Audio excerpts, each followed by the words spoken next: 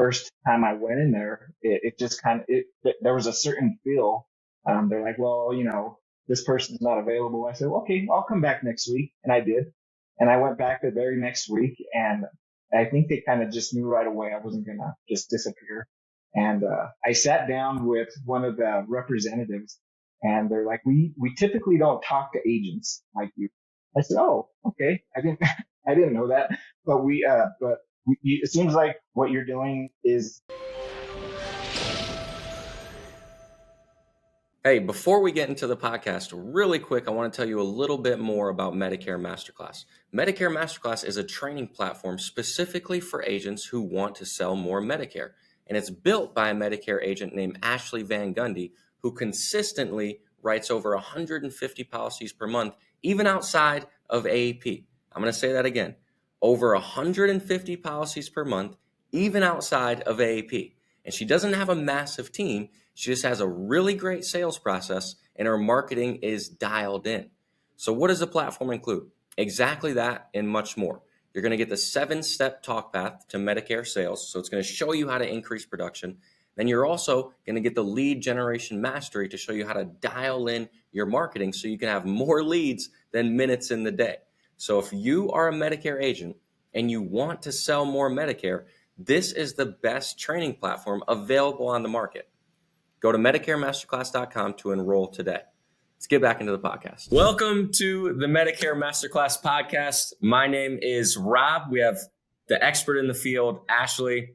And today we have a really, really great guest that we're excited to talk to. He recently got into the Medicare industry little over a year ago, but he has a really, really interesting take on how to attack the market, different ways to build relationships and network and get in front of people. So we're really excited to talk to him. And he goes by the name of Rich. I don't want to slaughter his last name, so I'll let Rich say that.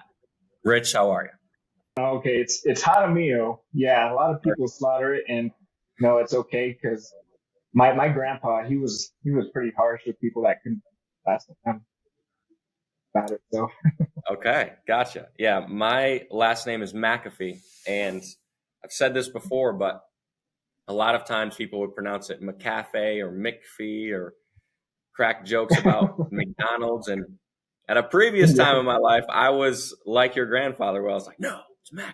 But cool. Awesome. So let's start with before you got into Medicare. What were you doing, and how did you get into the industry? Yeah, so I've been in insurance total of 8 years, but it was about a year ago that I transitioned to Medicare, and I have about 7 years of PNC insurance experience, also selling life.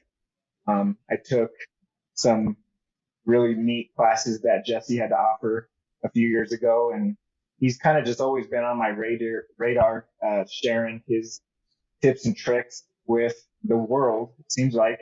And I took one of his life classes back in 2019. That's how our relationship had started. And then, about a year ago, thought it was time to make a change and make a move, and either stay selling PNC. I was a producer, and it was a really easy position and really comfortable. And I feel like maybe I just kind of outgrew a box, and I needed to stretch my legs. And I discovered a lot about myself in this last year, becoming an agent and starting an agency, and all the work that goes into making an agency grow and successful and stuff. Yeah, it's been a journey, and I think it's probably the best decision. My wife is a big supporter and a believer in the vision and what we're trying to accomplish here in the San Luis Valley. Just a very small community, rural type area, but we're making a pretty big splash, and to push forward for 2024. Yeah. Awesome, man. So what was I know you said you've learned a lot in the last year becoming an agent. What was that like? Because I talked to a lot of producers and they plan to open an agency one day and, run their own business. And I feel like a lot of the, not necessarily downsides, but a lot of the harsh realities aren't really talked about. So what are the biggest things that you had to realize and overcome when transitioning? Yeah. So, my wife and I, we have another stream of income that allows us that allowed me to do this. And so I think without that, it would have been a little bit more difficult, maybe having to start like on a part-time basis, maybe doing it on the side, nights and weekends type of thing. But, um, uh, Howard Swift, one of my colleagues, he said, if you have to sacrifice for about a year financially, and that's basically what we had to do. We trimmed all the fat of our finances. We don't need 15 different streaming devices or we just need Netflix. That's all we need. And so we really cut our bills down and tried to make our finances for about a year, and it paid off. It really did. And all the work that we put in from January 2023 all the way to December, it took a lot of sacrifice, but yeah, there's a lot of those unforeseen things that you kind of just uh, didn't really expect. I would say one of my biggest pieces of advice would be to surround yourself around people that are in the industry. Like this masterclass is just one of the most brilliant ideas because it kind of gives you all the tips and tricks from starting up and everything that you need to do your first evaluation, all the paperwork and documents and those types of things that you need to kind of get started. I've been talking to Ashley and Jesse for, since January last year, that before the masterclass started, and they kind of just poured into me, and that just really meant a lot, and helped me succeed and gave me the confidence.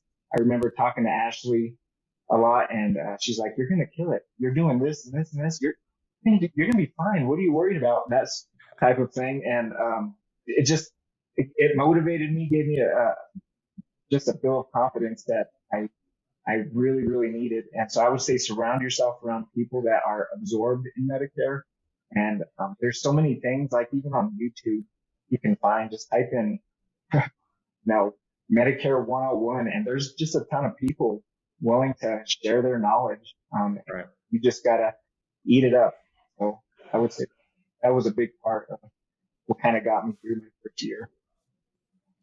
Yeah, I will say about Rich, when we first started talking, and I mean, he has such a genuine good heart. He's really got a heart to help people. And when he was telling me some of the stuff he was doing and doors that he was opening, I was just like, what, Rich? I can't even. I'm like, I consider myself like outgoing, nice, charming, genuine.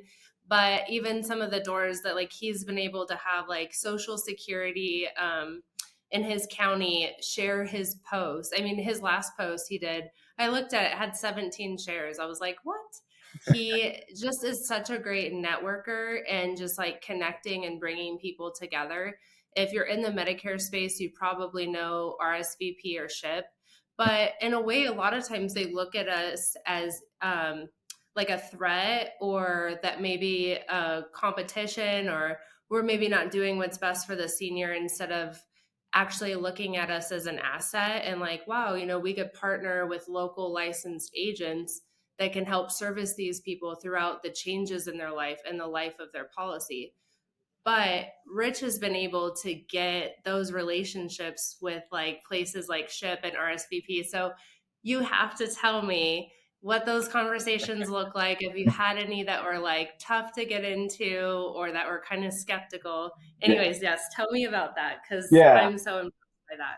So I think a lot of it branched off from just ignorance, not really knowing who I should and shouldn't talk to. And so, kind of figuring out where senior citizens are hanging out and just trying to tap into the market. I just Googled where do seniors go? Just something silly like that into Google. And I found SHIP. I didn't know who they were, but I I found the name and I went to just go introduce myself. I'm like, hey, the area agency on aging here in my area, they seem to help out seniors. Well, I bet we can just link arms. And first time I went in there, it just kind of there was a certain feel. They're like, well, this person's not available. I said, well, okay, I'll come back next week, and I did. And I went back the very next week, and I think they kind of just knew right away I wasn't gonna just disappear.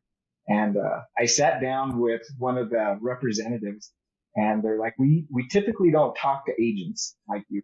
I said, oh, okay, I didn't I didn't know that, but it seems like what you're doing is a pretty good thing, and we've kind of been plugged into some of the senior centers at that point.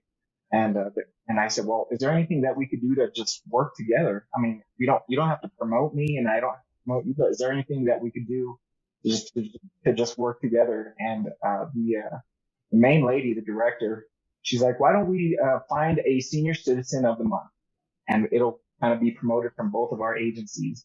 And I'm like, well, I do video work, and that would be a really cool thing if we can just find a senior citizen whose life we want to highlight. And we started just working out the details, laughed a little bit, and built just a quick relationship. And then I was in Trinidad one day at a health fair, and there was a ship table, and there was a lady and a man. And what I do at the health fairs is I go and take pictures of every table, and then I post it on Facebook, and I ask them permission. And so I went up to their table. I said, smile for me. And the lady just looked at me and looked down. And I was like, okay, I don't know what's happening here. So I went and sat down at my table. And then she saw me interact with a few people. And then she walked up to me and she's like, you know what?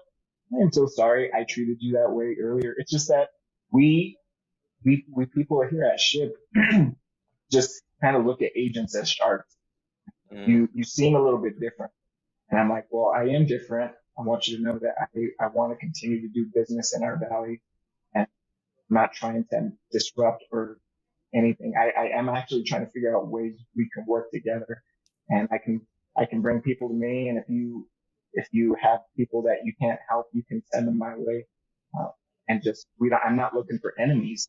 And, I think that is kind of what maybe helped build that relationship, because I'm not here to have somebody that I can be mad at when I see them. I want to be friends with everybody.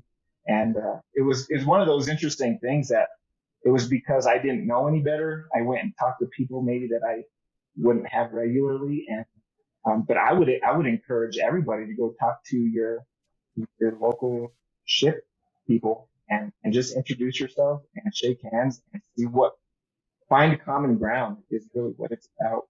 See what you can do to relate to somebody. There was a lady that we started talking about wine and chocolate wine and this and that. And I'm like, I'm going to find her chocolate wine one day, and I'm just going to deliver it to her. And so, it's easy to break down walls when you start to, when you come off non-threatening and you try to find common ground with people, because right away they see you as somebody they don't want to work with, trying to avoid. And now when I see these people at the health fairs, we're on a hugging basis now. They walk up and say hi, and it's a really cool dynamic, and the awkwardness is a mile away. So true. Right. I think that's so cool because so I went out of my way to talk to SHIP. I actually went to one of their presentations just to try to learn more about Medicare and how it all works. And so I had signed up, and after the presentation, people were like, oh, what are you doing here? Like other people attending it, like, you're not going on Medicare. I'm like, yeah, I'm trying to learn as much as I can. And I asked them afterwards, like, hey, what better way to learn how to sell Medicare than to volunteer, right? I'm licensed, I can help out. And I remember the lady being like, no, license. At first she was like, oh, and then I was like, yeah, I'm licensed. And she's like, oh yeah, license. Yeah, you can't volunteer. And I'm like, huh? That's odd. And then one time my booth was right next to their booth, and they asked the promoter to move. They're like, well, we can't be next to our competition. So definitely do what Rich did. Like I went out too, but just don't stop. Like I think that's something where that actually kind of reignited something in me. Like, people are people, and when you break down that barrier of this isn't a sales, this is a relationship. If you, how long could you, I mean, I could never be mad at you, Rich. Like, there's just no way. But I think, like, I'm gonna try again. Like, Yeah. this, like, making me think, you know what, like, I'm gonna try again. And one thing I love, if you haven't, definitely check out your Facebook page. It's Mountain Valley Medicare.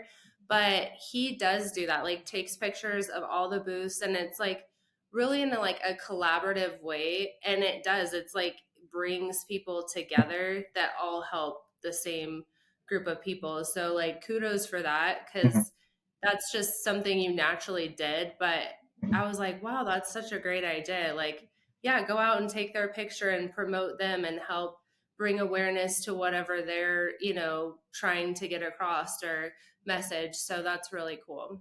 Yeah. I'm not too proud to share someone else's uh, page or what they're doing. I think it's a really cool platform that we have to be able to support one another.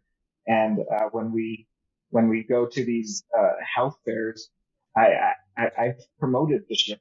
I mean, well, I've put their pictures on there on the website or on the Facebook page, and other businesses that barely made a fine line saying, "Hey, we're probably not going to work with you." And I see them, and I'll still post their pictures. I'll say, "Smile," and I think it's a really cool thing. Another thing that I did that with the SHIP program and the representatives there's three main people, and I had a sit down meeting on three different occasions with all three of them, just to make Wow. sure that they I introduced myself to them properly, and I was working my way to the director, and I was like, I need to meet with this person to get to the next person, and then this person to get to the director. So I finally had that meeting with the director, and she's just wonderful. The wonderful person. I know her family. Turns out her here in the town that I live in, and we just found a connection and found common ground. And she's I think that's And if anybody doesn't know what RSVP or SHIP is, it's basically a government, a nonprofit, and they help people, with Medicare.gov, looking up their medications, enrolling into plans, things like that. They're not licensed. So, I mean, really, like what you said, there's a perfect synergy there. Like, having a licensed agent in your area is such an asset. And I think just keep working on that relationship, and eventually it can turn into something. yeah. The last health fair I was at, one of the ladies came up to me and she's like, I hear your name all the time. And I said, well, is there anybody else in the industry right now or any buzz of any other agents or anything like that? And she's like, I just hear your name. I hear your name all the time. I hear it everywhere. And I'm like, well, that's good. And you could tell that she meant it as a compliment. She's not trying to steer people for me. Uh, I allow her to critique me because she's gone to a couple of my Medicare 101 presentations, and she's like, did you know those cookies are supposed to be outside of the room?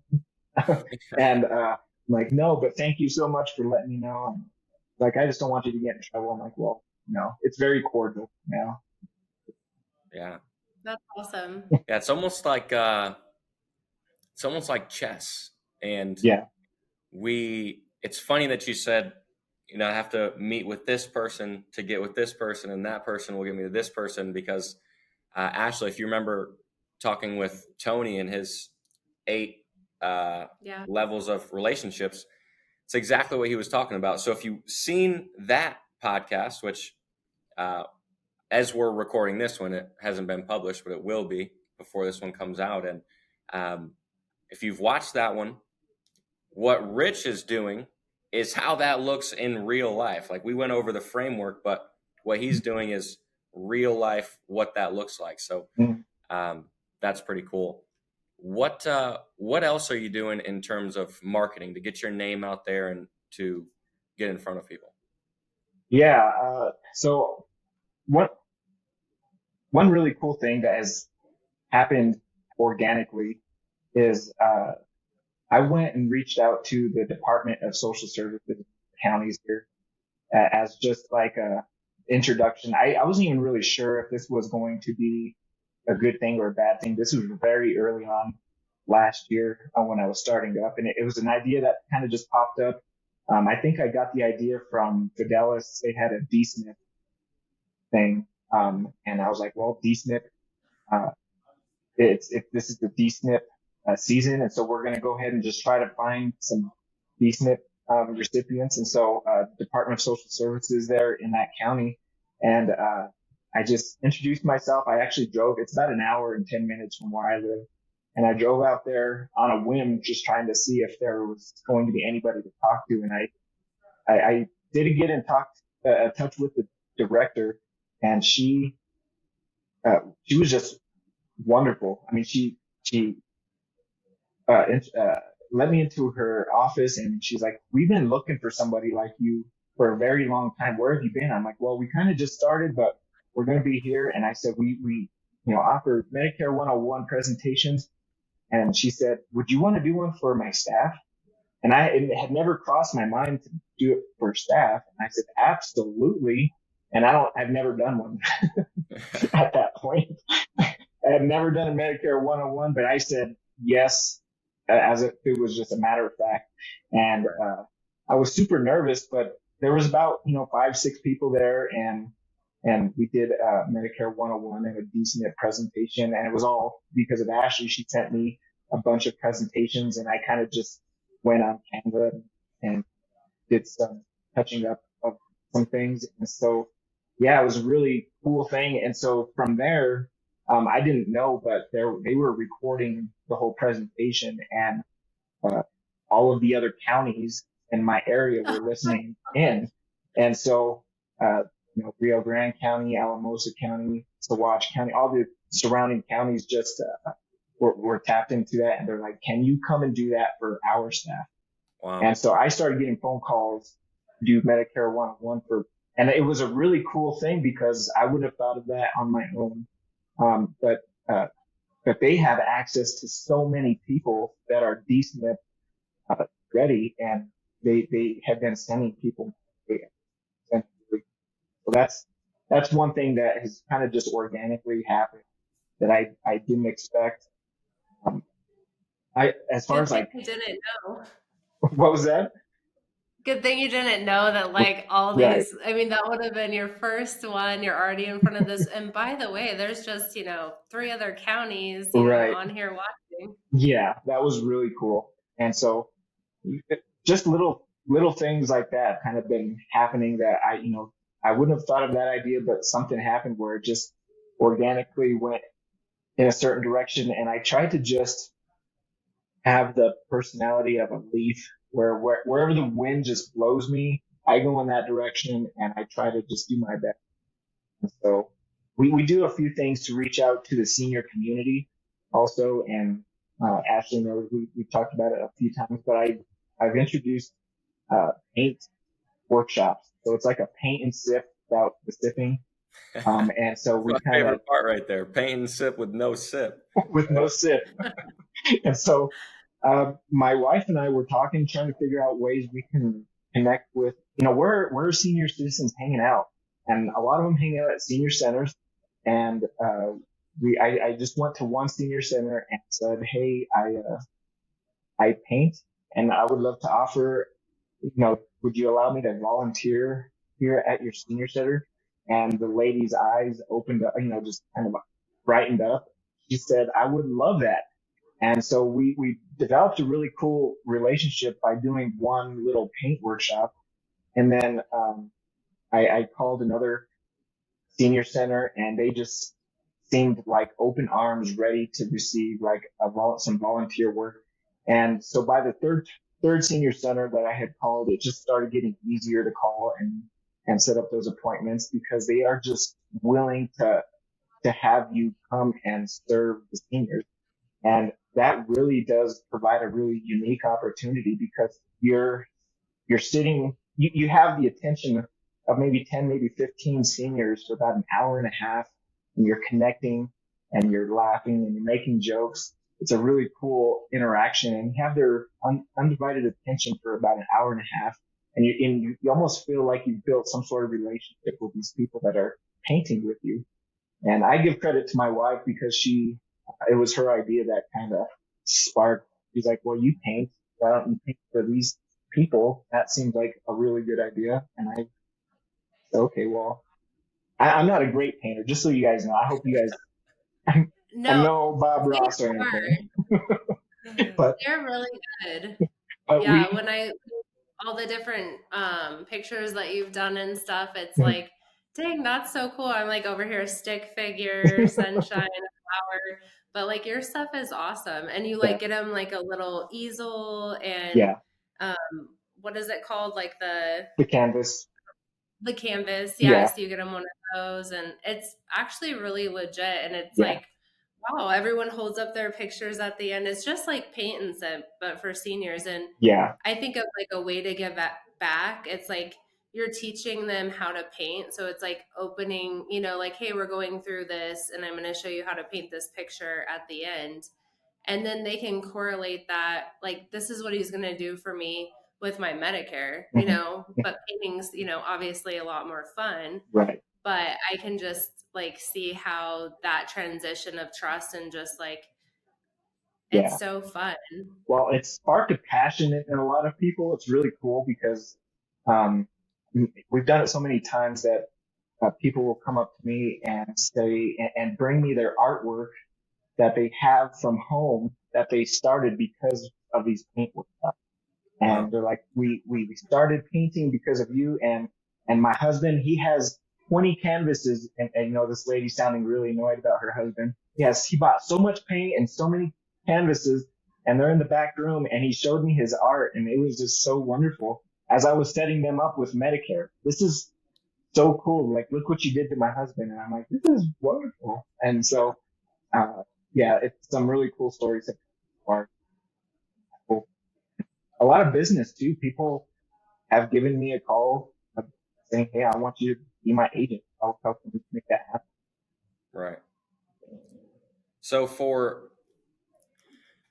let me ask the question this way: for people that are just starting up and they're kind of balling on a budget, is doing a paint and sip with no sip, is it possible for them? How does that work? Oh, it is very cost effective, and you don't even have to be a great painter. Um, as a kid, I fell asleep to Bob Ross, so I already know like the painting process. It's in steps.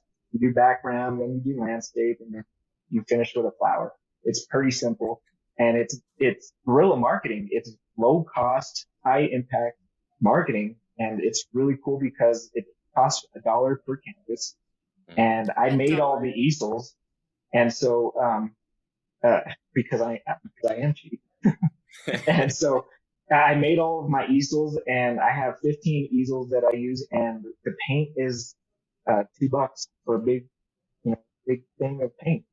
And so Wow. probably less than $20 per workshop. It's very cost effective. If you're looking for ways to get plugged into the community, you don't even have to be a great painter. You can figure out a way to volunteer in other ways. Do a little exercise, or just volunteer, in the kitchen. Just figure out what you're passionate about, apply that, translate that in senior center, and they need the help. They are more than Yeah. willing to accept it. Pretty neat. Yeah. One of the things I did was chair yoga, and then I would have like a yogurt bar afterwards. And so, That is, you're just doing like stretches and stuff in your chair. And I would go around, same thing, to senior centers and just like, hey, could I come teach a chair yoga class? And they would be like, sure. yeah, So, yeah, yes, you got to find what resonates with you and like something that you could have fun sharing with somebody else. yeah, Yeah. yeah. Yeah. If You you don't have have to be super crafty. yeah, 100%. You don't have to be the smartest person in the world, but I was going to say, if something that you're passionate about, you're probably not the only person on the planet that's passionate about that. So Right. there's going to be some other people that want to do that. Yeah. Yeah, very easy. I was super nervous the first time I did it. I practiced like on 2 different campuses, a very simple landscape. I'm like, and all you got to do is just talk through the steps and, and, talk to people individually, like just human beings. Hey, what do you do? Where are you from? Or not what do you do? Where are you from? What did you used to do? And just really connect and develop conversation. People just love it. There's another lady in a small town, and she just has like this little gallery in the senior center. She is so excited when we're done to go put it on the wall, and it's just Yeah, that's awesome. So, Rich, you're in the process of building a team right now and trying to grow. A lot of agents, and we talked about this with Ashley on the first episode, a lot of agents, they like to run solo and they don't want to take that route. So what was that thought process like? Did you always know you wanted to build a team, or was that a decision you made later down the road? no, that was a decision I made very, very early on. Why I saw what Ashley was doing, and I was like, if I want to do that, then I need a team. Right. If I want to be on that level, then I can't do it by myself. Maybe, and I don't know.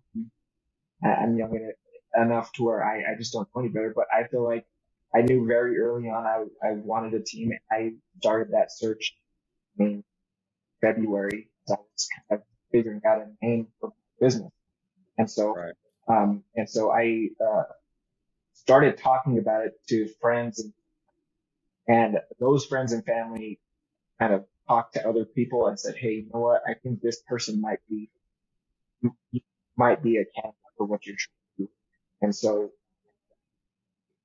very early on, I was having appointments and interviews, found just this rock star of an individual. Her name is Sandy, and she has provided so much to the team. And so she's an RN. She was worth this Friday health deal that was here in town. They kind of tanked, but she said, I see what you're doing. I think it's possible what you're doing. It's not really tapped. Nobody's really tapped into the market here in the San Luis Valley. And so, she was just all in. I had interviewed her. Said she couldn't wait until the next morning to tell me that she was excited to join the team. She just brings so much of that medical side of to the table when we're having meetings. She knows prescription drugs. She knows how to pronounce them. And so, uh, and then she just knows all the medical terminology that I don't. And I was so impressed with her every time we have an appointment. She makes people feel safe, and that's her job as an RN, make people Right. feel safe. But she just uses that in Medicare now. And she does work full time at another job, but part time with me. It's a great connection. So I am looking for other people, and I'm constantly, like, if I'm at the supermarket and I see the cashier, I just kind of see if, just maybe I need to talk to you. You seem to have a really good personality. This is something that you could probably do on the side. I would love to talk to you about what we're doing. And now I have people actually asking me, for a job, and kind of seeing. So it's kind of just filtering out, you know, who might be a good fit. Really, all you got to do is care about people and have patience. If you don't have those 2 things, then this probably isn't the position for you, because I've sat across the table with people who are telling me a war story for 2 hours. You got to be into their story and, nod and laugh, and you can't be nodding off. And you got to show people that you care. Yeah. It's been a tricky process, but we're kind of getting there. Yeah. Yeah, sure. Yeah, building a team is it's an interesting thing. It takes a lot. So props to you for even considering that. Yeah. That's really cool. So one of the things that we talked about, which I thought was really cool, and I've been waiting to ask you about this. You said one of your main philosophies, right? the best advice is to take advice, especially if it's from people you trust. So just expand on that a little more, because the conversations we had, it was really cool. Yeah, for sure. Man, I think people like Ashley and Jesse, I mean, are pretty rare because they're giving away pearls.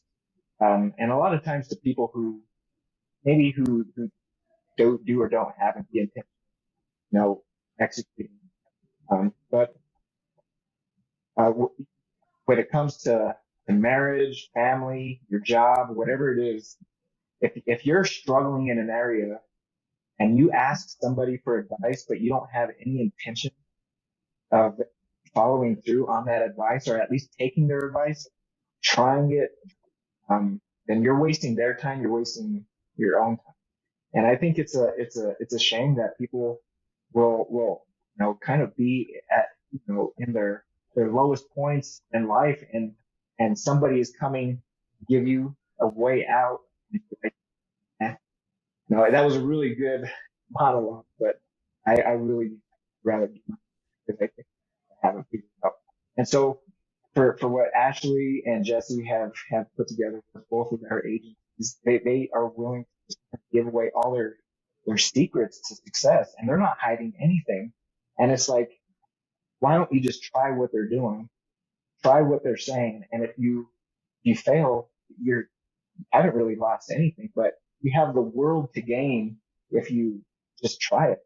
And so whenever Ashley would say something specific, I would do it. No questions asked. Jesse last year, he's like, hey, I think this decent thing in Denver would be really good for you. I went, I didn't even ask questions.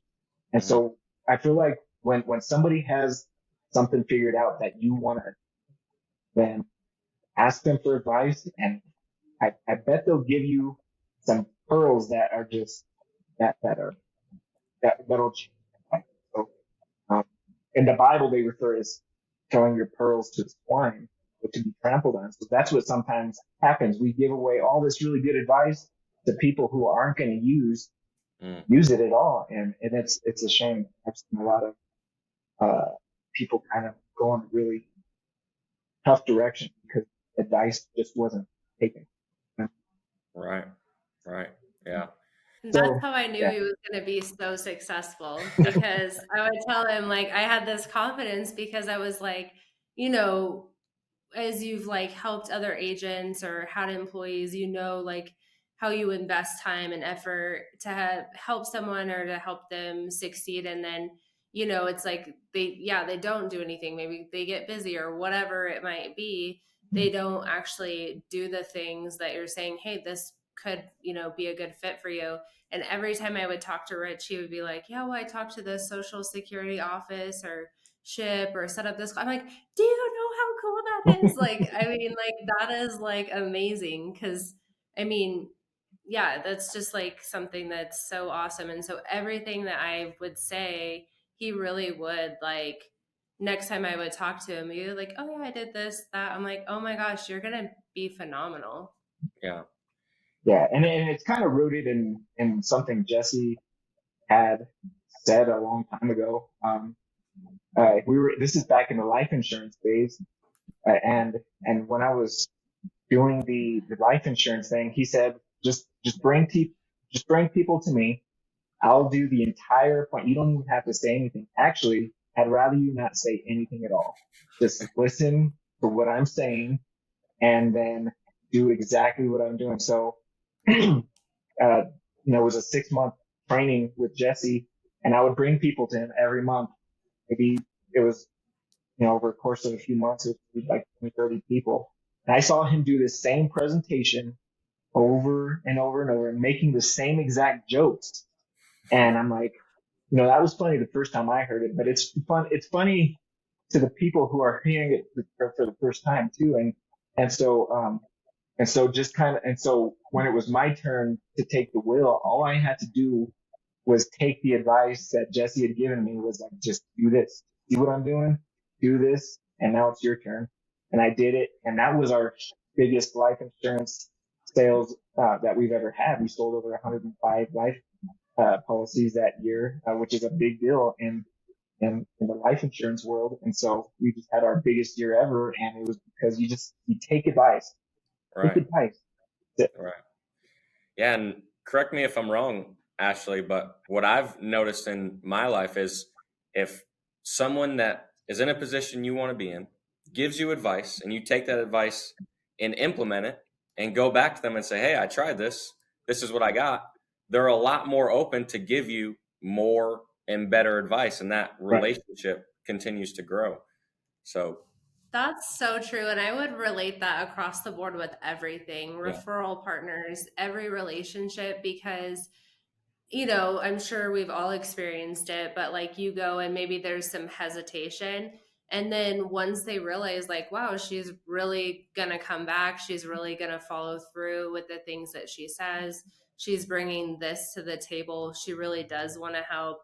Like they can see that. And then they want to keep opening the doors too, because they see that you're actually someone that is bringing value to the table. And if anyone doesn't know who Jesse is, that's my fiance, and he owns the Farmers PNC agency, and he's you know, been in the top 1% He's a out of like, good. I don't know, 16,000 agents. So he's very successful. And honestly, yeah, surround yourself with people who will bring you up. And that was something he even did with me. Like when we first, you know, started dating and everything, like, I mean, there was things that he's elevated me and like growing the Medicare agency and everything. So it's a full circle for sure. Yeah. So, Rich, speaking of advice, obviously we just talked about that. The best advice is to take advice, but specific to Medicare, what's the best advice you ever got? Oh man. Something similar to what Ashley just said is follow through. And I kind of, an easy way to remember is let your yes be yes and your no be no, which means do what you say you're going to do. If you're going to, if you're setting yourself goals, write little goals list, execute those goals, make promises to yourself, and keep those promises. That'll allow you to keep promises to other people. So when you're in the community and you say, hey, I'm going to do this and this for the senior center, I'm going to do that and you just don't show up or late or you don't show up prepared or maybe just it's not following through in an effective way. So make sure you're committing to your words. So just let your yes be yes, your no be no, and start off slow and don't be hard on yourself. I think it's really easy, especially in this business, to feel like totally lost because you could be a PNC agent, life, and you could be a top-notch agent, and then think that you're going to just rock it in the Medicare world. I think it, you know, it teaches you a really valuable lesson that this is just it's just a different beast to tame and a lot of information. And so just be committed to being excellent. Yeah. And as time kind of goes, you'll get better and better. But I think I was pretty hard on myself in the beginning, and I have a lot more grace. Cool. Yeah. So you were on the PNC side, did life as well. Mm-hmm. When you were thinking about becoming an agent, what made you choose Medicare? Like, why didn't you start a life agency or a PNC agency or do something different? Well, yeah, I feel like the PNC market, it was a thought that actually did cross my head. I was thinking about it and didn't really have the support, and that's just a whole nother story. Just because I felt like maybe I just didn't really feel confident, and I really do feel like the market is kind of flooded with PNC agents in my area. What Ashley has been doing even before I had started, it has been on my radar for even 3 years prior. And just hearing like, here Ashley is doing Medicare now. And so that's what kind of planted the seed was even 3 years before I had started the agency. It was like, okay, she's killing it. I wonder what the market is like here, who are the agents. And so you just type in Medicare agents in the area and nothing really comes up at all. And so I felt like it was a really good opportunity to, to really push the brand. And it was actually a lot easier than I thought to get into the senior community, which is which is really cool. And it should be encouraging to people that are listening that the senior community, they will welcome you with open arms. When you're trying to sell life insurance, you almost feel like you have to twist somebody's arm to sign the papers sometimes. And you got to figure out all these sales tactics, and it's so rough. But like the senior, they want you to be in their home. And it's a really cool opportunity. So when I saw the opportunity to, leaving PNC, and this is what I want to do for sure. I'll do PNC even part time on the side, but this is going to be my main objective. And this had always been in the crosshairs of my scope. When I stopped PNC, even though I continued to sell PNC, last year, it just wasn't, I knew Medicare would be to do. I saw what Ashley was able to do, and then her willingness to pour into me was just, I cherish that. And so same thing with Jesse and what they've been able to do for me. And I feel indebted. No. Yeah, for sure. No. Yeah. Yeah, that's awesome. So little over a year now, you've been running the agency. If you could go back to day one and have a conversation, pull a year younger Rich into a room with a year older Rich, what does that conversation look like? What would you tell yourself? 21-year-old Rich. Just a 1-year-old Rich from the start. Oh, okay. Yeah, not 21-year-old Rich. No. I'm 22. Rob is what I'm saying. What are you trying to say? Is this gray hair really showing through? No, you're so mature, man. Jesse. Hey, Jesse. What's up, Rich? He's been talking about you, so me work. Yeah, I'm glad you're here, man. Good to see you, man. So you just missed the flowers, Jesse. Oh, nice. So I think something, I guess, what I would tell myself a year. Is this like in regards to maybe like starting up, or just maybe advice I would have given myself type of? Yeah, whatever conversation you'd have with yourself, what would it be? Okay. First conversation I would have with myself is AEP is really not that scary. And so, man, I was a nervous wreck going into it. You would have saw my knees shaking, for sure, just because I think anything that you don't know, you do for the first time, the unknown just causes fear. And I hate that. It's such a natural thing for me, at least, to see something that I don't know about, or the unknown it's very scary. And so our brain tends to autofill, all these worst case scenarios. And so I would say AEP is not that scary. And, I would probably have, tapped into the senior market a lot sooner. And so I waited probably until like June of last year. I would have started right away.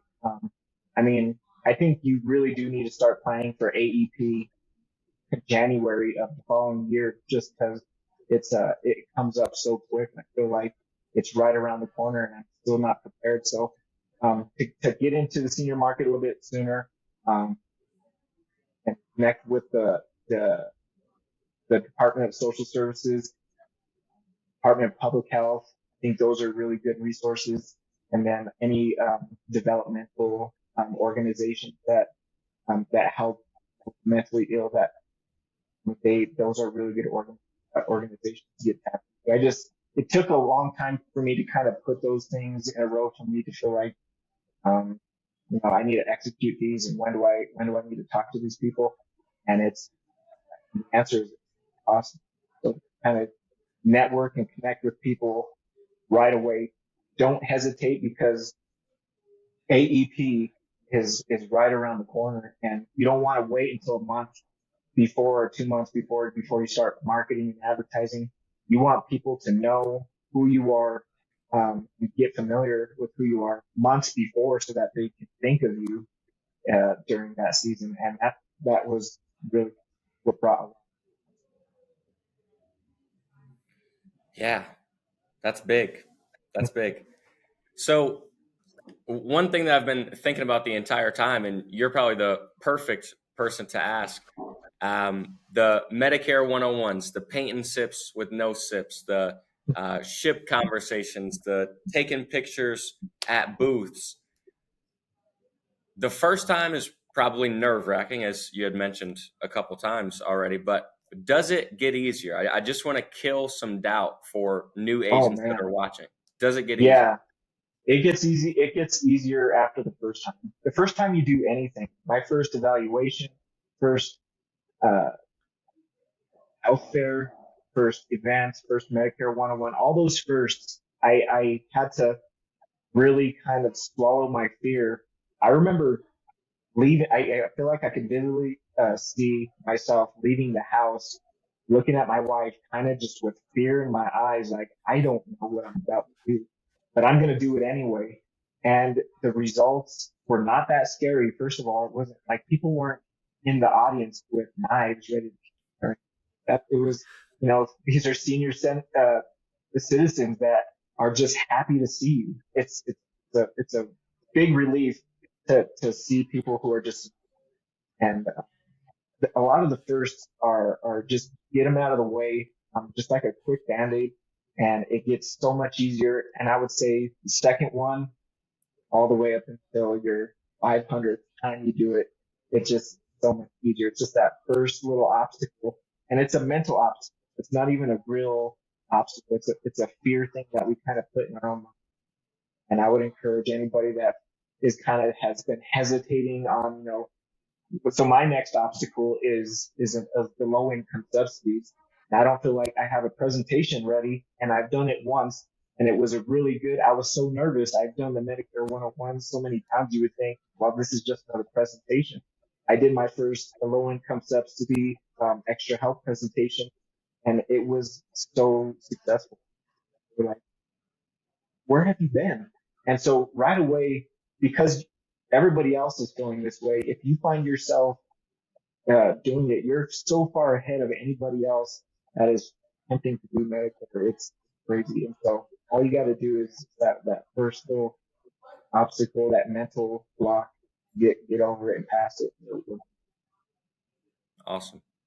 Yeah, I just wanted to kill the doubt of people watching, because everybody knows this, right? Like the first time you do something that's scary, and then every other time it gets easier is what we're all supposed to know and think. But I Right. wanted you to say it, somebody who's actually done it, so they Yeah. know. Well, the Medicare 101s, and this was taking Ashley's advice, because I remember I'm like, well, what do I say, Ashley? What I see the slides, but what do I say? And she's like, just read the slides. I'm like, well, that makes sense. I'll just read the slides. And so I did my first presentation, and I read the slides, and there were no questions. And I was like, boom, mic drop, and I left. And it was so easy. People do start to ask questions, as you start to do it more. And what I tend to do is just say, if I don't have the answer, I will write down their answer and get their phone call. And same thing with the evaluations. I did not know what to do or say in those evaluations. But I set one up just to kind of see what it was like. I get their Medicare, and I have this needs analysis form that I fill out, and then I say, okay, well, that's all we have for now. I'm going to take this document, and I'm going to do a little bit of research now. And so, um, somebody who's experienced like Ashley can do a full evaluation in one sitting, but I just took the document and then set up a second meeting when I kind of figured out what I was going to do and say and present next time. So you could do it in phases, in small little chunks, and it's not so scary after a while. Now I'm able to do full evaluations, and and line up people one after another. And I'm not afraid of what's the next scenario going to be like. I'm so curious. You do it enough and start to get pride touching points. But yeah, those evaluations, that was my next thing that I had to conquer after the Medicare 101, because people were starting to call me and I'm like, okay, I can't ignore these phone calls anymore. So I'm going to just get information and then set up a second appointment. That's a really good first way to get your feet wet. Awesome. Yeah. So, I'm glad that you said that. Cool. Ashley, while we got the man, the myth, the legend in the room, is there any more information you want to extract from this man? Oh, that's a good question. So we talked about the paint and sip. We talked about networking with Social Security, the health department. I would say Special Chamber of needs. Commerce. Chamber of Commerce Yeah. is a really good. Any organizations that are trying to help build the community are really good. And then any events that are going on in your area, get set up. If they allow a booth, we just had a crane festival. We have whooping cranes and sandhill cranes that come into our town, and it's a big event, and it's a big craft event. But I had a booth there. And we have summer fests throughout the entire summer. I get set up at all those types of events. And so and just so you know, I don't know, uh, my upline is Fidelis, and they pay for all my booth fees. And so whether it's $100 or $50 here or there, they've been paying for all my booth fees. And so all you got to do is show up, and they have a lot of printouts, that sort of thing that you don't have to put a lot of work. All you got to do is show up and be in.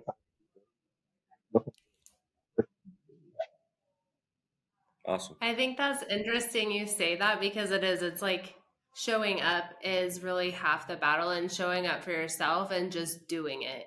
Like just doing it, not like, when am I going to know everything to do it? Just do it and showing up. And I remember like talking to, Fidelis and talking to our upline and stuff, and they're excited to have people engaged. The carriers are excited to have people engaged. They're begging people to like, come on, do this thing, do that, So if you're somebody who has the personality or the charisma, or you want to grow your business, like those are people that want to see you grow too. And they just want someone to show up Yes. and, to want to do it. And so I totally agree with that. There's so much opportunity out there for everyone. Yeah. And you almost have to be an excuse maker to not find these opportunities. They are just everywhere. And I would say there are more opportunities the bigger the city gets. And so we live in an area. I mean, my town is about 3,000 people large. It's not very big at all. And then we have a town next to us about 11,000. So the entire valley together is only about 50,000 people. And we're able to get in touch with people constantly. There's always events going on. And I would say the bigger the city, the more events and opportunities. So there really is no excuse. If I could do it here, you should be able to do it. Awesome. So true. Cool. Well, we'll wrap this bad boy up if you guys are good. Yeah, well, I appreciate you guys allowing me on. And I know I'm not a guest because I'm the biggest on sales right now. That's coming. But I do want my entry for the best looking guest. You already won. Put me in for that. Okay. All right. You already won. And the best logo. Best logo. Easy money. Yeah, you already won. And make sure to subscribe and like Medicare Masterclass, and share this podcast. Share the podcast with your friends and people that are in the industry, because we want to make sure that we're helping as many people get the information and be able to grow their Medicare books of business. Yeah, absolutely. Absolutely. We don't run any ads. We don't charge for this information. So all we ask is to share the show. That's it. Cool. Yeah. Well, thank you. You heard the people here. Rich said, don't be an excuse maker. Ashley said, go out and do the work. All you have to do is show up. So go do that. We'll see you next time. Really quick, I want to tell you a little bit more about Medicare Masterclass. Medicare Masterclass is a training platform specifically for agents who want to sell more Medicare. And it's built by a Medicare agent named Ashley Van Gundy, who consistently writes over 150 policies per month, even outside of AAP. I'm going to say that again. Over 150 policies per month, even outside of AAP. And she doesn't have a massive team. She just has a really great sales process, and her marketing is dialed in. So what does the platform include? Exactly that and much more. You're going to get the 7-step talk path to Medicare sales. So it's going to show you how to increase production. Then you're also going to get the lead generation mastery to show you how to dial in your marketing so you can have more leads than minutes in the day. So if you are a Medicare agent and you want to sell more Medicare, this is the best training platform available on the market. Go to MedicareMasterclass.com to enroll today.